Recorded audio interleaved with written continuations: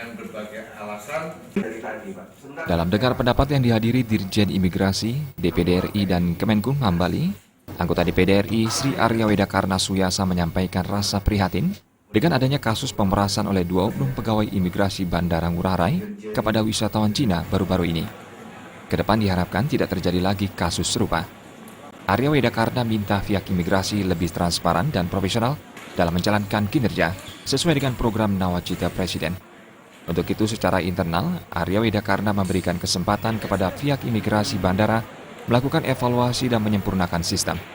Sedangkan secara eksternal, DPD RI akan turut mensosialisasikan kepada Asosiasi Hotel Pemandu Wisata agar mendukung menciptakan situasi yang baik. Secara internal kita berikan kesempatan kepada imigrasi untuk mengevaluasi dan menyempurnakan sistem terkait juga dengan kasus kemarin, dan secara eksternal.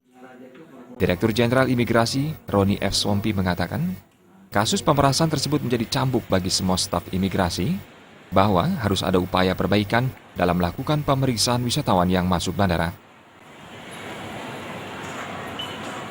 Kota ini menjadi cambuk bagi semua, bahwa kita memang harus mendukung upaya perbaikan dalam melakukan pemeriksaan. Ketika memang ada orang yang dicurigai, kita masukkan saja ke holding room untuk kita lakukan pendalaman sebelum kita memberikan cap izin masuk.